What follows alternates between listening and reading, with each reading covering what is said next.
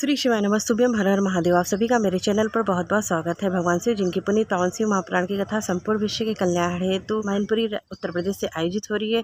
श्री तप शिव महापुराण कथा के आज दूसरे दिन की जानकारी, पत्र तथा उपाय इस प्रकार है। कथा की पहली जानकारी में गुरु जी ने बताया, लोग कहते हैं कि शंकर जी के पास कुबेर का खजाना है, शंकर जी के पास अपार संपदा है, इसीलिए दुनिया के लोग शिव जी का भजन करते हैं, शिव जी पर एक लोटा जल चढ़ाते हैं उनसे कुछ पाने के लिए।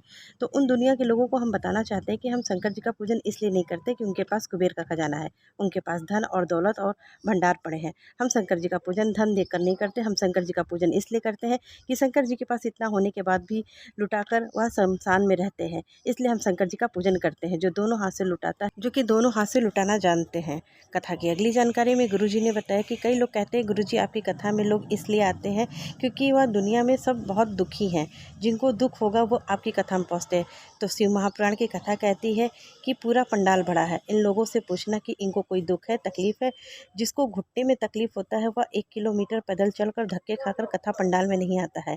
इन्हें कोई शारीरिक या मानसिक या धन संपदा की कमी नहीं है। शिव का उपासक कभी गरीब नहीं होता। जिसके पास शिव है वह सबसे बड़ा सेठ करोड़पति है, वह सुखमय है और उसमें शिव तत्व की प्राप्ति होती है। कथा की अगली जानकारी में गुरु जी ने बताया, सावन के महीने में जो अधिक मास आता है वह साधारण नहीं होता। हिरण्यकश्यप को मारने के लिए नारायण ने नरसिंह का अवतार लिया था। 12 महीने के साथ मेरे भगवान ने 1 महीने का अधिक मास प्रकट किया और उस अधिक मास में नारायण भगवान नरसिंह का रूप प्रकट होकर हिरण्यकश्यप का संहार किए थे। सावन में जो अधिक मास पड़ता है उसका प्रभाव क्या है?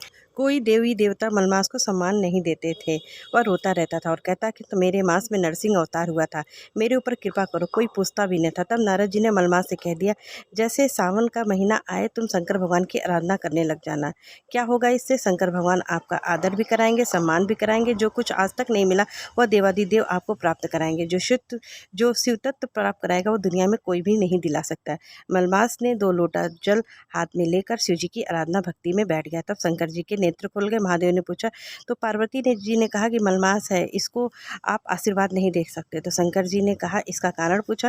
हिरण्यकश्यप को मारने के लिए 1 महीना अधिक मिला था, ये मलमास का अधिक महीना है। शिव जी ने कहा, चिंता मत करो। शिव जी ने तब मलमास के पास जाकर पूछा। मलमास ने शंकर भगवान को अपने सामने खड़ा होकर देखकर 2 लोटा जल शंकर जी को समर्पित कर दिया। तो शंकर जी ने पूछा, क्या चाहिए? मलमास ने कहा, मुझसे लोग नफरत करते हैं, कोई मुझे सम्मान नहीं देता, आप कृपा करो तो सब कुछ प्राप्त हो जाएगा। मलमास को लेकर शिवजी नारायण के पास गए। विष्णु जी ने पूछा कि आप यहाँ कैसे हैं, आपका यहाँ कैसे आना हुआ? तो शिवजी ने कहा, मलमास है, आप कुछ कृपा करो जिससे मलमास का भी सम्मान आदर शुरू हो जाए। शिव जी के कहने पर विष्णु जी ने अपना पुरुषोत्तम नाम मलमास को दे दिया। नारायण ने वर दिया, साथ में शिव जी ने भी मलमास को वर दिया। सुन मलमास, जिस समय पर मलमास जब सावन के महीने में आएगा तो जो अपने हृदय से आराधना मलमास के पुरुषोत्तम मास में अधिक मास में करेगा, शंकर जी कहते हैं उसकी ज़िंदगी में कोई दुख आने नहीं दूंगा और उसे शिव तत्व की प्राप्ति करा दूंगा। आज की कथा में गुरुजी ने जो उपाय बताया है वह पंचदीप सप्ततिथि पर उपाय बताया है। सावन के महीने में जब अधिक मास पड़ता है उसमें 7 तिथियां ऐसी हैं जिस दिन 5 दीपक का वर्णन किया गया है। पहली है पंचमी तिथि। अधिक मास सावन की पंचमी तिथि, तो आज भी पंचमी तिथि थी। मान लो आज पंचमी तिथि नहीं कर पाए तो अगली अधिक मास की पंचमी तिथि आ जाए तो आप यह उपाय कर सकते हैं।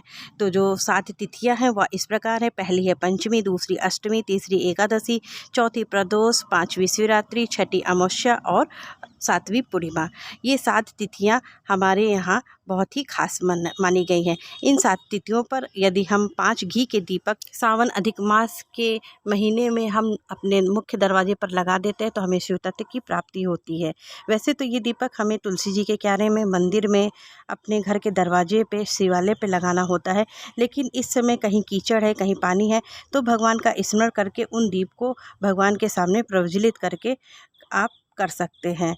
ये जो सावन में अधिक मास पड़ता है उसमें इन 7 तिथियों पर जो पंचदीप भगवान के सामने प्रज्वलित करके रख देता है उसके घर में कभी भी रोग बीमारी नहीं आती है। लक्ष्मी का आवागमन साल भर बना रहता है। यह केवल सावन के अधिक मास में करना है। इस उपाय को केवल आप सावन के अधिक मास में ही कर सकते हैं। अधिक मास में ये तिथियां दोबारा भी आएंगी। आप अगर इसमें नहीं कर पाते हैं तो आप अगली बार में ये उपाय ज़रूर कर लेना। सावन अधिक मास में यदि हम इन 7 तिथियों पर दीप जला देते हैं तो शंकर भगवान स्वयं आकर हमारी रक्षा करते हैं। कथा में गुरुजी ने जो अगला उपाय बताया है वह इस प्रकार है। जिस किसी की किडनी या लीवर खराब हो जाता है, डायलिसिस चल रहा हो, हफ्ते में 2 बार डायलिसिस हो रहा हो, 3 बार हो रहा हो या बार-बार हो रहा हो, तो प्रयास करें एक सफ़ेद दुर्वा।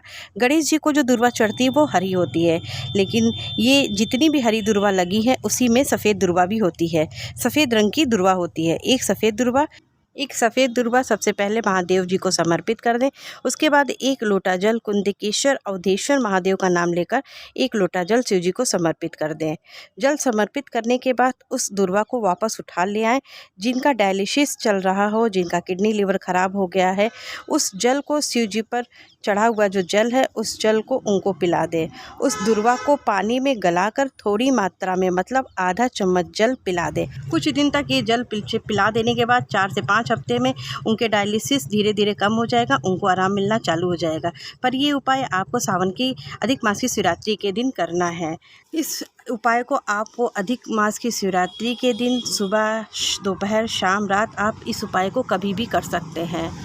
गुरुजी ने अपनी कथा में आज अधिक मास के महीने में किए जाने वाला 2 बेहद ही महत्वपूर्ण उपाय बताए हैं, जिनको केवल हम अधिक मास में ही कर सकते हैं। ये रही आज की कथा की संपूर्ण जानकारी। मिलते हैं अगली वीडियो में, तब तक के लिए श्री शिवाय नमस्ते। हर हर महादेव।